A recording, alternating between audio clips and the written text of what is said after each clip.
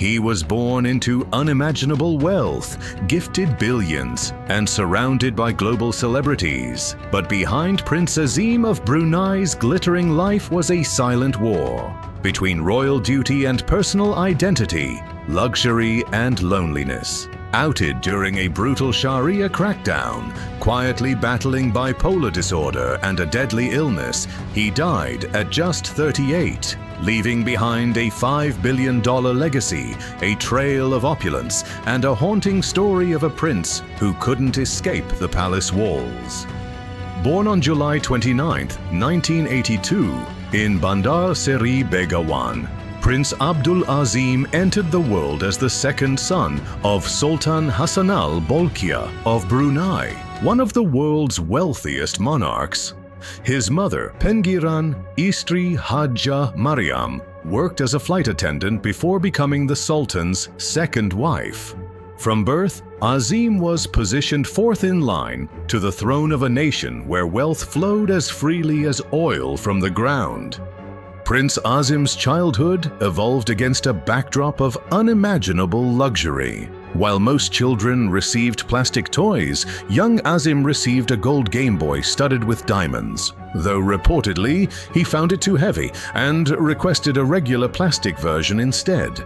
His father, whose net worth exceeded $28 billion, ensured his son wanted for nothing, providing miniature Lamborghinis in place of pedal cars and Disney toys flown in on private jets. The prince's education took him through elite institutions, beginning at International School Brunei before continuing at Singapore's prestigious Raffles Institution and later Oxford Brookes University in England. Despite these educational opportunities, Azim showed little interest in the military or governmental training typical for royal heirs. In 2008, at his father's insistence, he enrolled in the Royal Military Academy Sandhurst for officer training, only to drop out after a single week. This pattern reflected the growing divide between the Sultan's expectations and Azim's artistic inclinations. When the prince turned 21, his parents divorced, adding personal turmoil to his already complicated relationship with royal expectations. Despite this, or perhaps because of it, the Sultan provided his son with approximately $5 billion and the freedom to pursue his own interests. Rather than embracing royal duties, Prince Azim turned his attention to Hollywood. He established Daryl Prince Productions, a film company whose name subtly acknowledged his royal background. As a producer, he backed several notable projects, including 2014's You're Not You, starring Hilary Swank. Though the film didn't achieve commercial success, it garnered positive critical reception. His production portfolio expanded to include Dark Places with Charlize Theron, Wild Oats, The Time of Their Lives with Joan Collins, and The Happy Prince, which won multiple awards. While his film career showed promise, Prince Azim became better known for his extravagant social life. His legendary parties earned him the nickname, the Party-Loving Prince, throughout international social circles.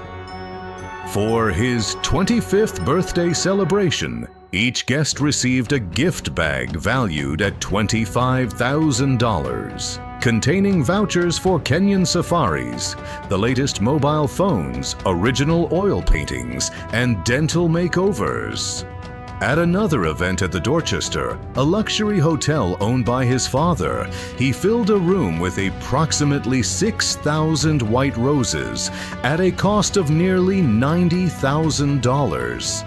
Prince Azim was known for his kind and generous spirit and for his dedication to charitable, educational, and youth causes, stated Lee Hsien Loong, Prime Minister of Singapore, following the prince's death. This generosity extended beyond party favors. Stories of his gifts became legendary in entertainment circles. He once sent Mariah Carey a $5.7 million necklace via private jet. Usher received diamond-studded Nike sneakers. His circle of celebrity friends expanded to include Michael Jackson, Pamela Anderson, Janet Jackson, Sophia Loren, and numerous other A-list stars who were drawn to both his wealth and genuine passion for entertainment. Yet beyond the glittering surface of his social life, Prince Azim dedicated significant energy to philanthropy. He served as a patron of the Make-A-Wish Foundation UK, directing proceeds from his 2009 MCM Weekend bag designs to the organization. His advocacy extended particularly to autism awareness and support. At a 2011 charity show featuring performers with autism, Prince Azim stated, "Treat them with respect as you would to any of your family members and as you would to any other person." 2 years later, at the opening of the second ASEAN Autism Network Congress, he urged authorities to provide appropriate support to families with autistic members, emphasizing the importance of community integration and understanding.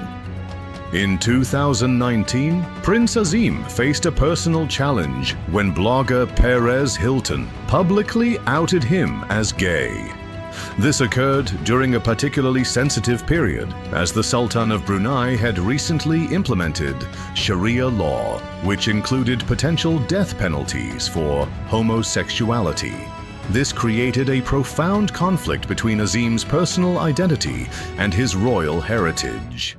In response to being outed, Prince Azim remarked, "I don't mind you posting things and outing me. It's just the words you used probably hurt a few people in the community." The prince's Hollywood connections became strained during this period, with many former associates distancing themselves in protest of Brunei's laws, despite his own reported discomfort with his father's policies. The final chapter of Prince Azim's life was marked by health struggles largely hidden from public view.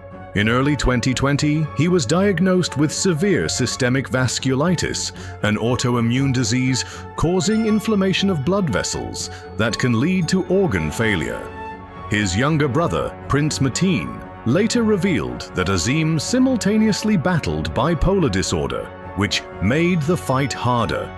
Medical experts note that vasculitis, though often genetic, can be triggered or exacerbated by stress, something the prince experienced in abundance during his final years as he navigated conflicts between his personal life, Hollywood, aspirations, and royal responsibilities. Despite access to world-class medical care funded by his father's immense wealth, Prince Azim's condition deteriorated throughout 2020. On October 24, 2020, at just 38 years old, he died at the Jeradung Park Medical Center in Brunei. The official cause was multiple organ failure resulting from his battle with vasculitis. Following his death, the government of Brunei announced a 7-day mourning period, with national flags lowered to half-mast. The Sultan of Johor in neighboring Malaysia ordered similar observances out of respect. Prince Azim was laid to rest beside his grandfather, Sultan Omar Ali Saifuddin III, at the Royal Mausoleum in Bandar Seri Begawan after traditional Islamic funeral rites. Tributes flowed from around the world. Singaporean President Halima Yaakob wrote, "He will be remembered for his passion for the arts and kindness to the needy." Celebrities including Janet Jackson and Daniel Lismore shared condolences on social media. In the years following his death, Prince Azim's siblings, Prince Mateen and Princesses Azema and Fadzila, created a documentary titled Prince Azim, Son of Art, to celebrate his life and dispel rumors that had circulated about his final years. The film, featuring home movies and rare footage, premiered on what would have been his birthday, with proceeds benefiting the charitable causes he had supported. Prince Azim's life embodied profound contradictions: a royal who sought validation in Hollywood, a billionaire who found purpose in charity, a man caught between conservative tradition and personal freedom. Though his film company produced only a handful of movies, his impact extended far beyond cinema. Prince Abdul Azim of Brunei lived just 38 years. But in that time, he navigated the complex intersection of extraordinary privilege and personal constraint. His story reveals how even $5 billion cannot insulate against life's fundamental challenges. The search for meaning, acceptance, and authentic connection.